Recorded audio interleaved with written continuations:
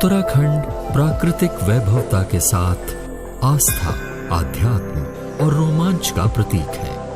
प्रकृति के इस सौंदर्य पथ में हिम शिखरों और जलधाराओं की विराटता व सरसता में लोक संस्कृति के साथ आस्था का प्रवाह मिलता है। उत्तराखंड की पहचान गंगा और हिमालय से है। उत्तराखंड की यात्रा जहां तीर्थाटन के लिए है, तो आधुनिक पर्यटन की सभी गतिविधियों के लिए भी। जहां यात्रा में आध्यात्मिक शांति ही नहीं, एक ऐसी ऊर्जा का एहसास होता है जो जीवन में नई स्फूर्ति प्रदान करती है। यही कारण है कि सदियों सदियों से उत्तराखंड हिमालय में ऋषि मुनियों, साधकों, चिंतकों, तीर्थयात्रियों सहित पर्यटकों का मोह सदैव बना रहा।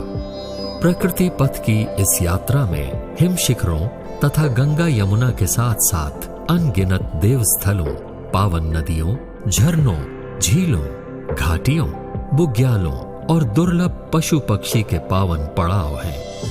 हिमालय की इस यात्रा में आस्था, आध्यात्म व रोमांच की निरंतरता मनुष्य को निरंतर आकर्षित करती रही है। ऐसे ही 19वीं शताब्दी के अंत में स्वामी विवेकानंद जी उत्तराखंड की ओर आकर्षित हुए और लगभग 12 वर्षों के कालक्रम में वे यहाँ ध्यान साधना और भ्रमण हेतु आते रहे। वर्तमान में उत्तराखंड का अधिकतर भूभाग अत्यधिक लोकप्रिय पर्यटन परिपथों से परिपूर्ण है। इन्हीं कुछ प्रसिद्ध परिपथों में स्वामी विवेकानंद जी के भ्रमण पथ चिन्ह है, लेकिन अधिकांश पर्यटक उन स्थलों पर नहीं पहुंच पाते जो उनके भ्रमण कार्यक्रम के निकट होते हैं। इसीलिए इन पर्यटन स्थलों को विवेकानंद पर्यटन परिपथ के रूप में प्रचारित प्रसारित करने की भी जरूरत है। स्वामी विवेकानंद जी ने उत्तराखंड हिमालय के आस्था, आध्यात्म, सौंदर्य में एक खास स्पंदन और एहसास का अनुभव किया। उसी अनुभव को महसूस करने के लिए वे उत्तराखंड हिमालय में एक बार नहीं कई बार आए और अपनी उत्तराखंड की अनेक यात्राओं में कई बार लंबी अवधि के लिए प्रवास भी किया। आपको उन्हीं महत्वपूर्ण जानकारियों और स्थलों के भ्रमण पर ले चलते हैं। ये भ्रमण हम करेंगे एक खास व्यक्तित्व के साथ, जो स्वामी जी के विचारों, दर्शन और उत्तराखंड हिमालय में विवेकानंद जी की अनुभूतियों से रूबरू रही हैं। डॉक्टर शुचिस्मिता सेनगुप्ता पांडे जी के साथ आपकी उत्तराखंड हिमालय में विवेकानंद के पद चिन्ह पुस्तक काफी लोकप्रिय है। आप सुप्रसिद्ध विचारक, चिंतक, लेखिका हैं। तो आइए चलते हैं हिमालय में विवेकानंद परिपथ पर। विश्व अरण्य विवेकानंद, जिनके संबंध में प्रसिद्ध साहित्यकार रोमा रोला का कहना था, जब वो भारतवर्ष आना चाहते थे और उन्होंने कवि गुरु रविन्द्रनाथ टैगोर से पूछा कि मैं भारतवर्ष आना चाहता हूं, उससे पूर्व मैं भारतवर्ष को जानना चाहता हूं। गुरुदेव ने उनको पत्र में लिखा, आप यदि भारतवर्ष को जानना चाहते हैं तो विवेकानंद को पढ़िए, उसमें सब कुछ धनात्मक है, ऋणात्मक कुछ भी नहीं। जो उन्होंने स्वामी विवेकानंद के बारे में लिखा, लाइफ ऑफ स्वामी विवेकानंद, वैसे तो स्वामी विवेकानंद के बारे में बहुतों ने लिखा है। स्वामी विवेकानंद की टीचिंग्स के बारे में, उनको लिपिबद्ध करने में हम भारतीयों से ज्यादा, और ये सच भी है, विदेशियों की भूमिका है। जब वो शिकागो से लंदन, लंदन से पेरिस और पूरे विश्व में 1893 से लेकर और 1897 कुल 4 वर्ष तक उन्होंने विश्व की परिक्रमा की, तो उनके हर भाषण को लिपिबद्ध करने में उन्हीं के एक विद्यार्थी जे गुडविन, जो उस समय अमेरिका के एक छात्र थे, स्वेच्छा से बिना किसी शुल्क के आशु लेखन कहते हैं, जिसे आशु मतलब छोटा होता है, जैसे शिव जी को आशुतोष कहा जाता है। आशु मतलब छोटा और लेखन मतलब जिसको हम स्टेनोग्राफी कहते हैं। तो जे गुडविन एक ऐसे छात्र थे जिन्होंने स्टेनोग्राफी केवल इसलिए सीखी कि वो तुरंत स्वामी विवेकानंद के भाषण, उनकी शिक्षाओं को लिपिबद्ध कर सकें।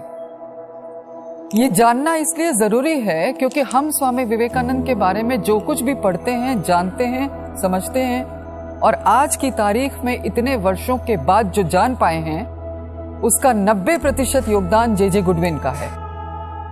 लेकिन परिहास देखिए विधान का कि जब स्वामी विवेकानंद अमेरिका से लौटकर आते हैं और उसके पश्चात अल्मोड़ा प्रवास में रहते हैं और जे गुडविन साउथ चले जाते हैं, तो ऊटी, जिसे हम उटकामंड भी कहते हैं, वहां उनको मलेरिया हो जाता है और मात्र 28 वर्ष की आयु में जे गुडविन दिवंगत हो जाते हैं।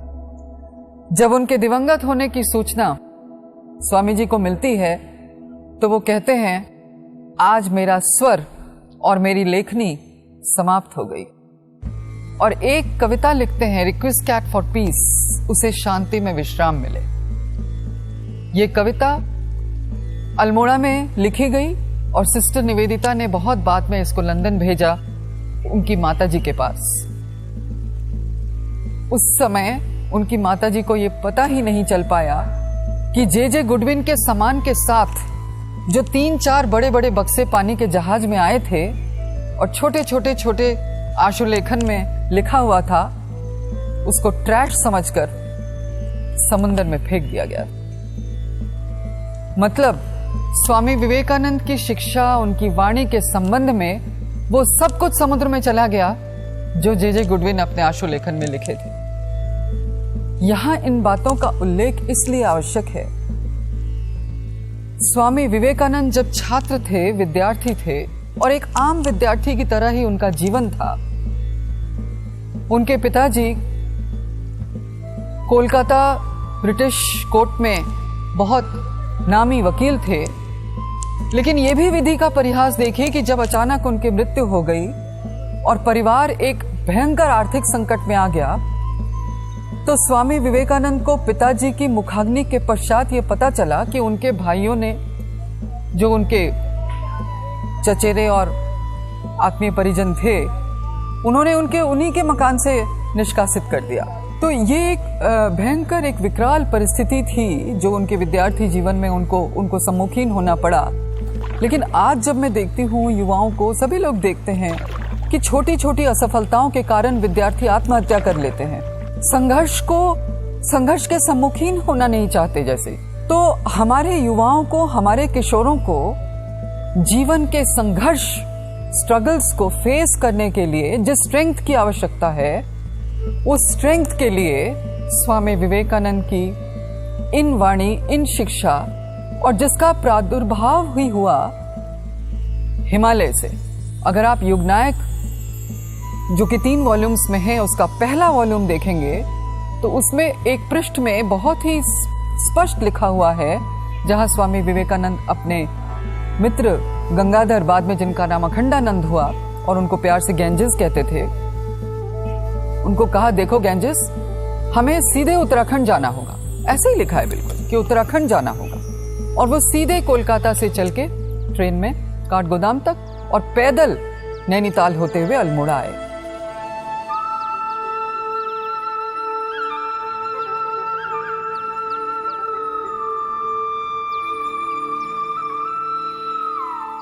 स्वामी विवेकानंद 1888 में सबसे पहले ऋषिकेश आए थे और उसके पश्चात फिर 1890 में अल्मोड़ा से चल के वो ऋषिकेश आए। ऋषिकेश में 2 घटनाएं बहुत ही महत्वपूर्ण हैं। एक है चंद्रेश्वर महादेव मंदिर में, जहाँ एक गुफा में उन्होंने तपस्या की और उन्होंने ये पाया कि चंद्रभागा नदी ट्रिब्यूटरी है, तो वहाँ जब बाढ़ आती है तो बाढ़ का पानी जब तक शिवलिंग को स्पर्श नहीं कर लेता तब तक वो रिसीव नहीं करता, तब तक वो वापस नहीं जाता। तो इसको देखने के लिए स्वामी विवेकानंद ने स्वयं वहाँ बैठकर, मॉनसून का समय था और बाढ़ बहुत आई हुई थी, चंद्रेश्वर मंदिर में उन्होंने तपस्या की और देखा उन्होंने इस बात को, गंगा जी आ रही हैं और उसका पानी जो है वो वहाँ स्पर्श कर रहा है शिवलिंग को, उसके बाद ही पानी वापस जा रहा है।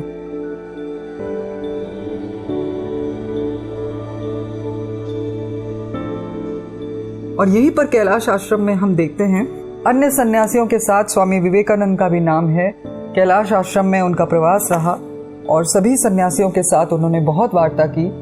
उस समय देश की जो स्थिति थी, जो हमारे देश में अशिक्षा, रोग, सामाजिक कुरीतियों का बोलबाला था, इसके संबंध में उन्होंने बहुत सारी चर्चा ऋषिकेश के तत्कालीन सन्यासियों के साथ की।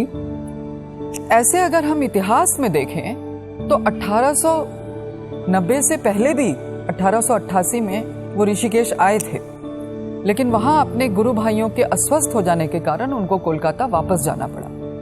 परंतु उनकी जो भारत यात्रा थी वो उत्तराखंड से ही प्रारंभ हुई और वो हुई 1890 में। तो इस प्रकार जब 1890 में वो कोलकाता से चले और नैनीताल होते हुए अल्मोड़ा पहुंचे, तो जो सबसे बड़ी घटना है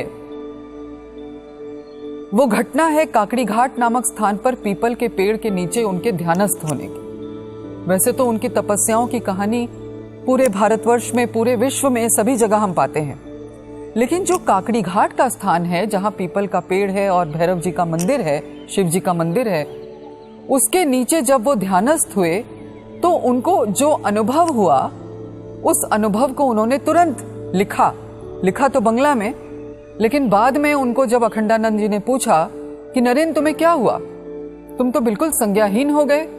बोले मेरे जीवन के एक बहुत बड़ी समस्या का समाधान हो गया।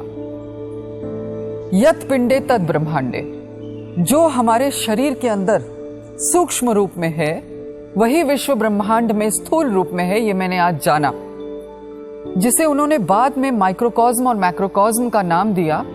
और केवल शिकागो में ही नहीं, उसे लंदन में, पेरिस में बहुत जगह इस पर व्याख्यान दिया।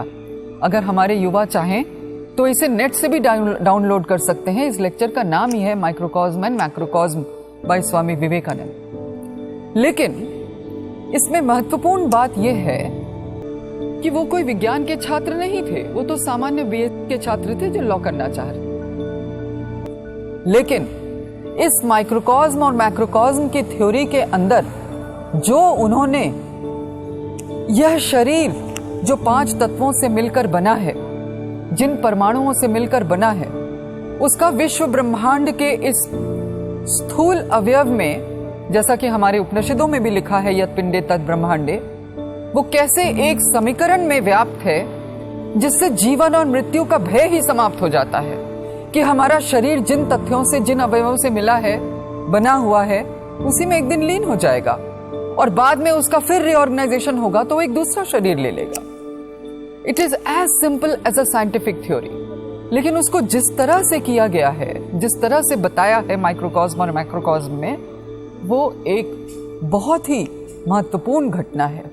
इसलिए आज जब भी हम काकड़ी घाट जाते हैं, हालांकि वो पीपल का पेड़ थोड़ा सूख गया है, उसको क्लोन भी किया गया है पंतनगर विश्वविद्यालय द्वारा, लेकिन उसको क्लोन करके भी और पीपल के पेड़ ग्रो कर रहे हैं वहां पे। वहां पर जाने से जो एक अनुभूति होती है, वो अनुभूति अपने आप में इस दिव्यता को परिलक्षित करती है कि इतने वर्षों पहले 1890 में जिस माइक्रोकॉस्म और मैक्रोकॉस्म के थ्योरी को प्रतिपादित किया गया, अगर आप देखें तो सन 2012 में 4 जुलाई को जो हिग्स बोसॉन की थ्योरी आई, जिसमें गॉड्स पार्टिकल का उल्लेख किया गया, जिसमें बड़े बड़े वैज्ञानिकों ने अपना अवदान दिया, वो स्वामी विवेकानंद के माइक्रोकॉस्म और मैक्रोकॉस्म की थ्योरी से कितना मिलता जुलता, कितना इक्वल है। लेकिन हम भारतीय इसका गर्व ही नहीं लेना जाने कभी भी, इसलिए क्योंकि हमने इसके महत्व को शायद कम आंका। आज जिस गॉड्स पार्टिकल के बात वैज्ञानिक करते हैं, जिस हिग्स बोसॉन की बात करते हैं, उसका प्रादुर्भाव कब हुआ? 1890 में स्वामी विवेकानंद के द्वारा।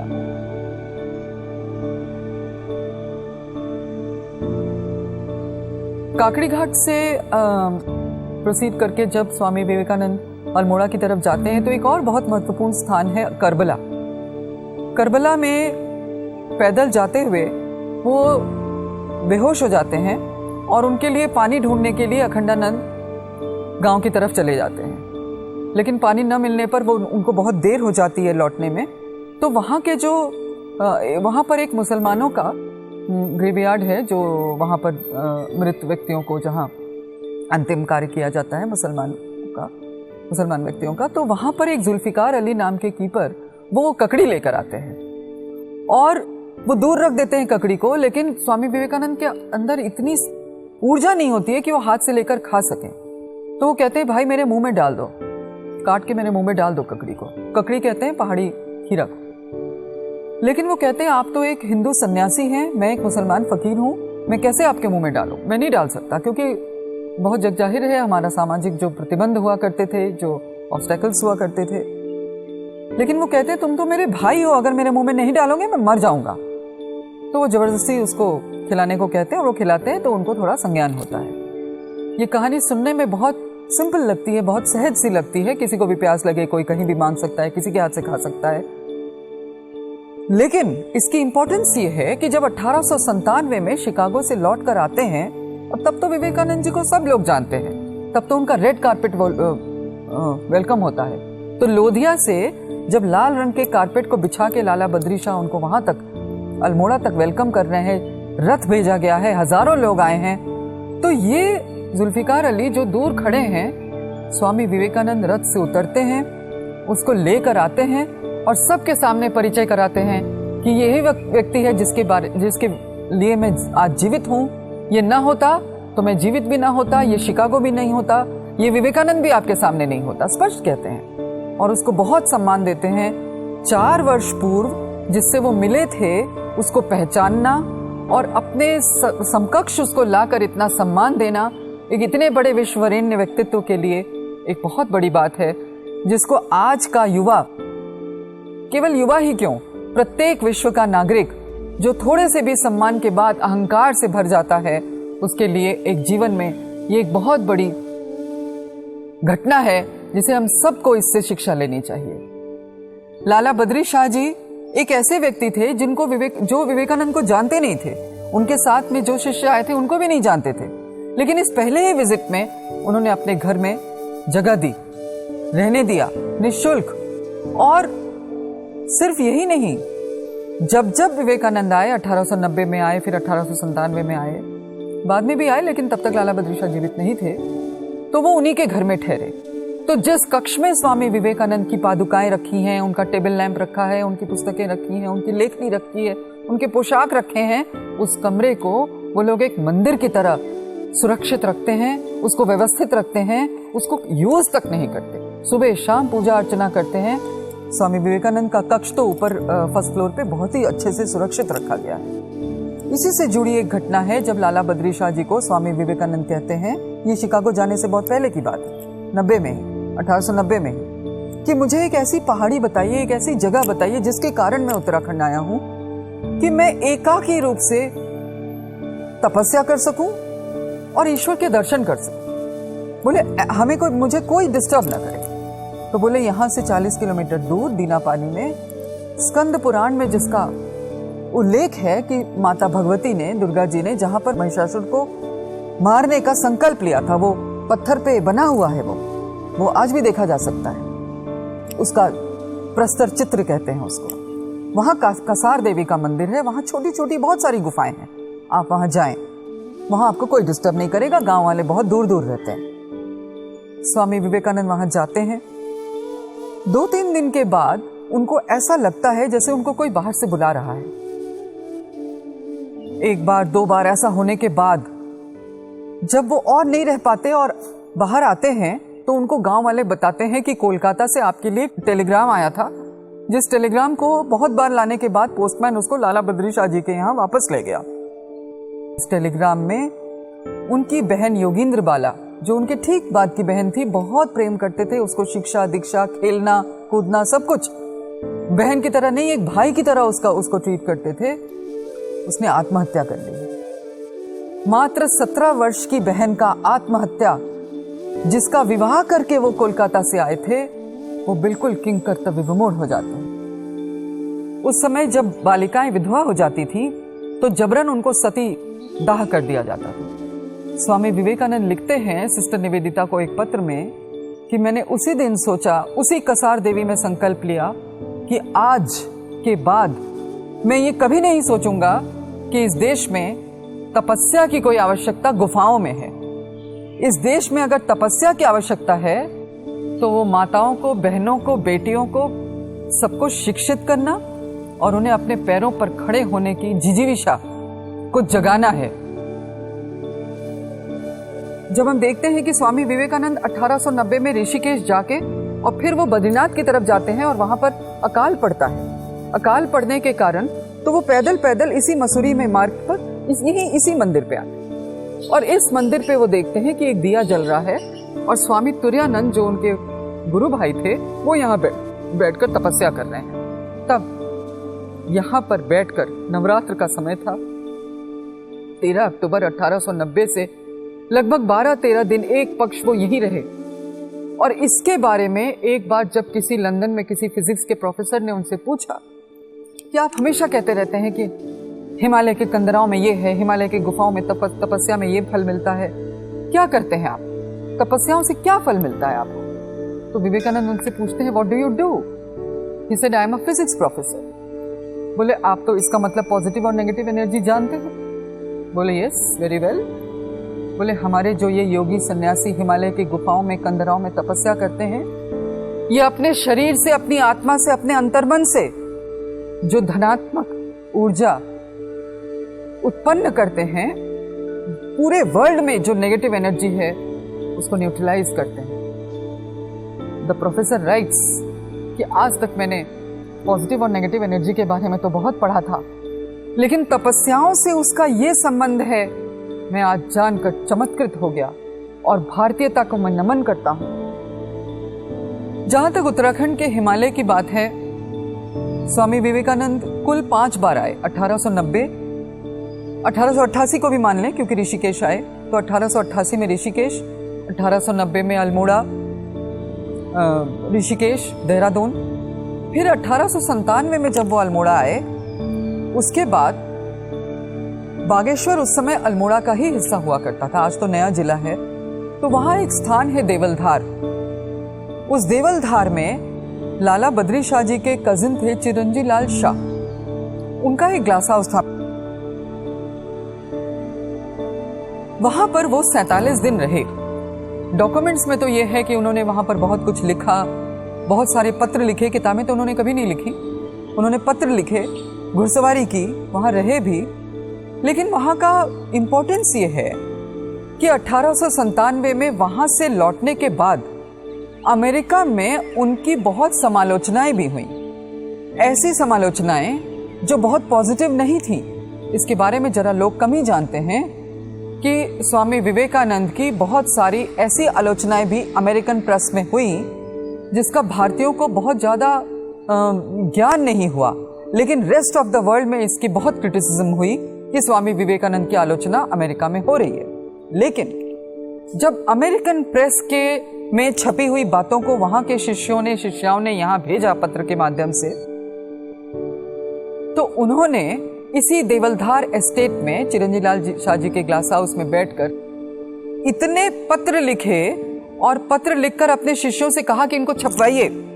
और वो छपे, अमेरिकन प्रेस में छपे, और लगभग 47 दिन में लिखे हुए उन पत्रों पर जो अपने उन्होंने उद्गार व्यक्त किए बहुत ही स्मूथली कि अमेरिकन प्रेस में ये कहा गया है, इसके बारे में मेरा ये मंतव्य है, इसको दोबारा विजिट किया जाए, मेरी बातों को दोबारा से माना जाए, सुना जाए, पढ़ा जाए।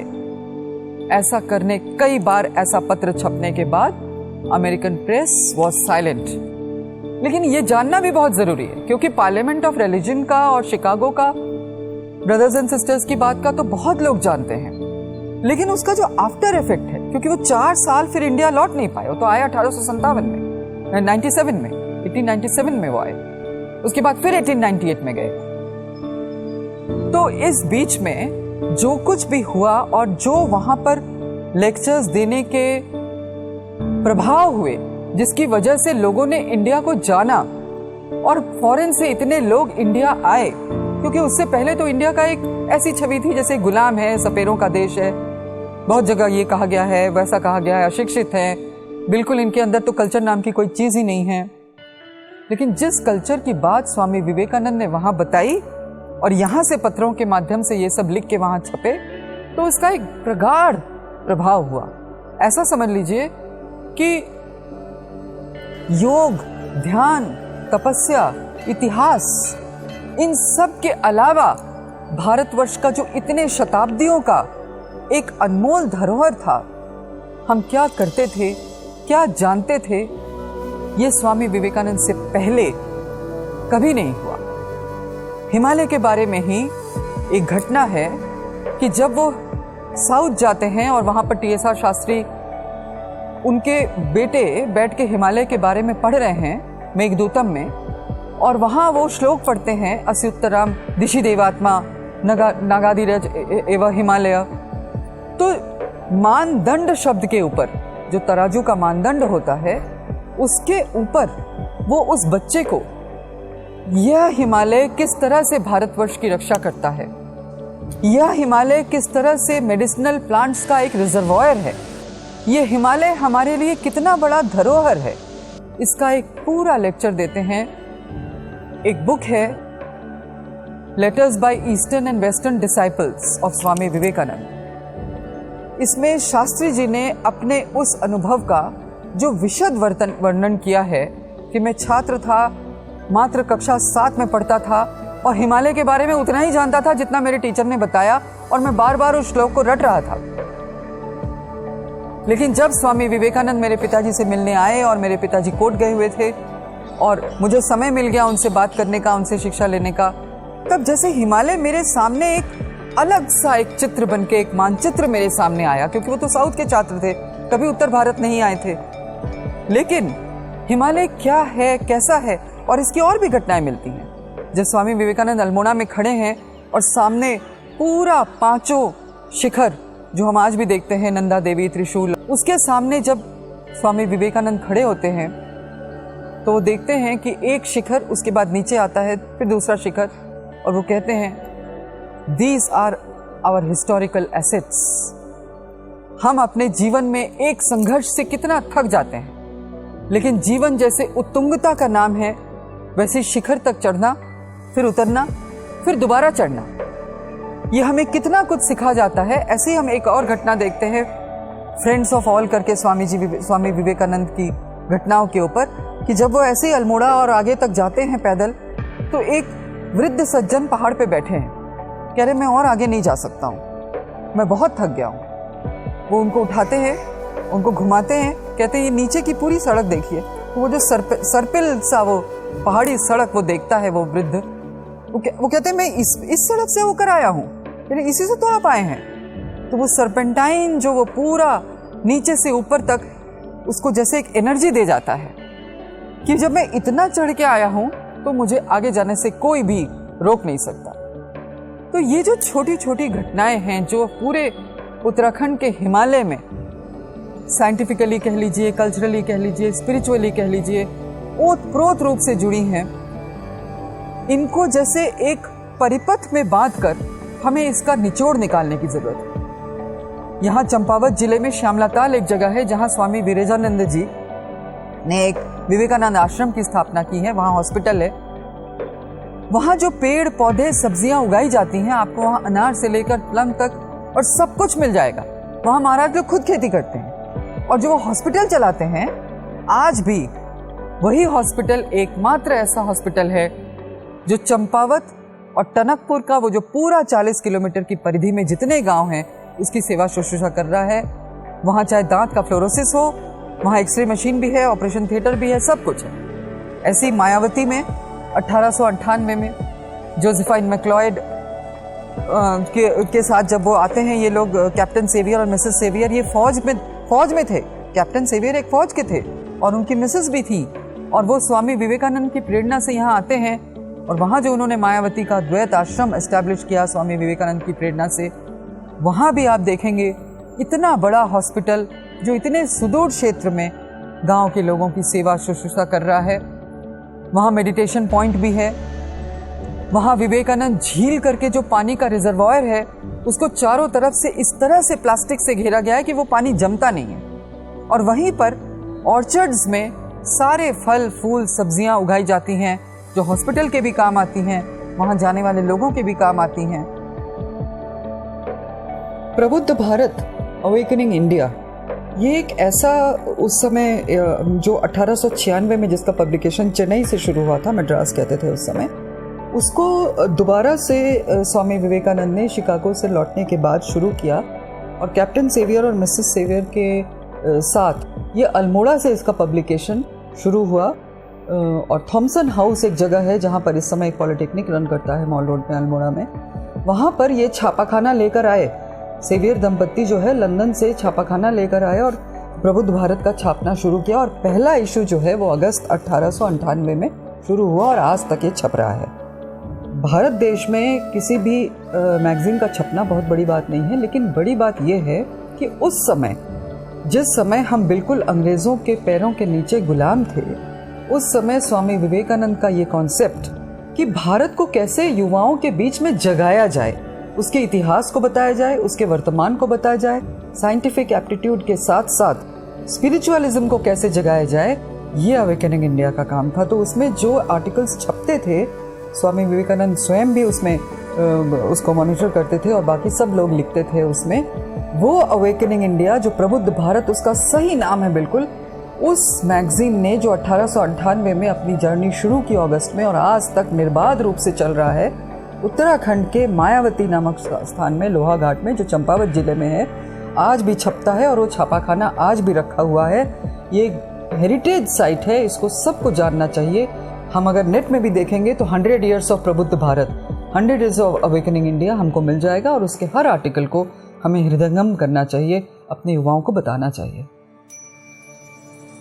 ये स्वामी विवेकानंद की शिक्षा जैसे स्वामी विवेकानंद के शरीर छोड़ने से कहीं समाप्त नहीं हुई है। इन चिकित्सकों को देखकर, इन सन्यासी महाराजों को देखकर ऐसा प्रतीत होता है जैसे स्वामी विवेकानंद अपना अंश इन सभी लोगों में दे कर गए हैं और आगे आने वाले पता नहीं कितने सालों में उनकी शिक्षा से, उनकी जिजीविषा से ये जागृत रहेगी। उत्तराखंड में 1901 में जब मोर नौला होते हुए स्वामी विवेकानंद इसी मायावती आश्रम में आते हैं तो बहुत बर्फबारी हुई थी। मोर नौला में एक PWD गेस्ट हाउस में जब वो आते हैं तो खाने को कुछ नहीं। गांव का एक चौकीदार आके कहता है, सन्यासी महाराज आप कैसे यहाँ रहेंगे? तो वहां उनको बुलाते हैं, लकड़ी वकड़ी इकट्ठा करते हैं और खिचड़ी बनाते हैं। तो उनके साथ जितने भी लोग थे, मोरनौला और पहाड़ पानी से भी बहुत लोग आए थे। 1 जनवरी जिसको हम लोग न्यू ईयर के रूप में मनाते हैं और इतना हम लोग सेलिब्रेट करते हैं, वेस्टर्न स्टाइल में सेलिब्रेट करते हैं, तो आजकल के युवा अगर जाने कि स्वामी विवेकानंद उस भयंकर ठंड में इतने कम कपड़ों में उस दुरूह स्थान पर एक बड़े से मिट्टी के पतीले में खिचड़ी बनाकर खुद भी खाते हैं, सबको खिलाते हैं और बड़े मजे से वो न्यू ईयर सेलिब्रेट करते हैं, तो ये बहुत अपने आप को जैसे एक एनर्जी देता है। वहाँ पर भी बहुत सारी घटनाएं हैं। JC बोस का नाम हम जानते हैं, जगदीश चंद्र बोस आचार्य, जिन्होंने पूरे वर्ल्ड को पहली बार बताया कि प्लांट में लाइफ होता है। लेकिन इसका भी उद्भव यहीं से है। सर JC बोस कई बार मायावती आए और ये सर JC बोस हैं जिनका रिसर्च अंग्रेजों ने वहाँ आउट भी नहीं होने दिया। वो सिस्टर निवेदिता ही थी जिन्होंने अपने सेविंग्स से उसको लेकर गई और पूरे लंदन में सारे साइंटिस्ट के सामने उन्होंने दिखाया कि प्लांट में लाइफ होता है। इसको कैसे सर JC बोस ने प्रूव किया, जिसकी वजह से सर JC बोस का नाम आज इतिहास में स्वर्णाक्षरों में लिखा है that he is the first scientist, the first botanist who told the world that plants have life। लेकिन इसका भी उद्भव मायावती के ही सुंदर ग्रीनरी फॉरेस्ट एरिया में हुआ, जहां सर JC बोस ने बहुत रिसर्च किया। इस प्रकार स्वामी विवेकानंद की यात्रा को अगर हम एक परिपथ के रूप में भावायित कर सके, एक निरूपित कर सके, तो 88, 1890, 1897, 1898 और 1901, क्योंकि 1902 4 जुलाई को तो वो दिवंगत हो गए। तो ये जो पूरा एक पंचवर्ष का एक यात्रा है, तो ये केवल एक यात्रा ही नहीं थी, क्योंकि बहुत सारे साधु संत हैं हिमालय की यात्रा करते हैं, हिमालय से आसमुद्र हिमाचल की हम करते हैं। स्वामी विवेकानंद भी कन्याकुमारी तक गए, भारतवर्ष में कहाँ कहाँ उन्होंने तप किया।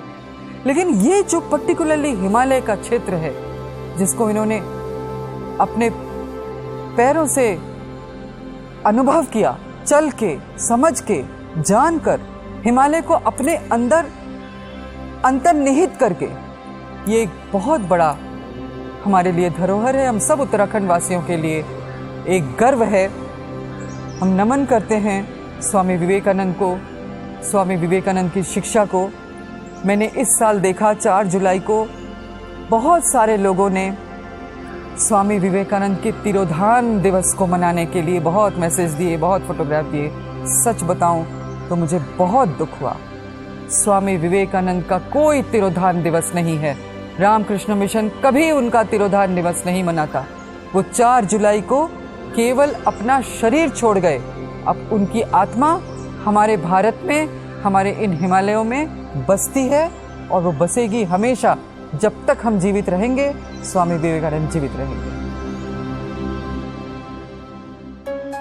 उत्तराखंड हिमालय, जहां की शांति, सौंदर्य और आध्यात्म ने स्वामी विवेकानंद जी को अपने शक्ति पुंज में अनेक बार आने को प्रेरित किया। यहाँ वो धरती है जिसके स्पंदन को स्वामी जी ने महसूस किया, अपने विचारों तथा चिंतन में सम्मिलित कर विस्तार प्रदान किया। ऐसे वो स्थान जो तब अत्यधिक जटिल थे और आज बहुत सुगम। तो आइए उसी स्पंदन को महसूस करने विवेकानंद पथ पर भ्रमण करें।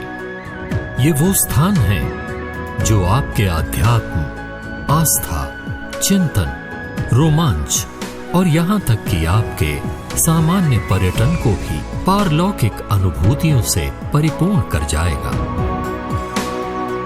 तो आइए उसी स्पंदन को महसूस करने के लिए उत्तराखंड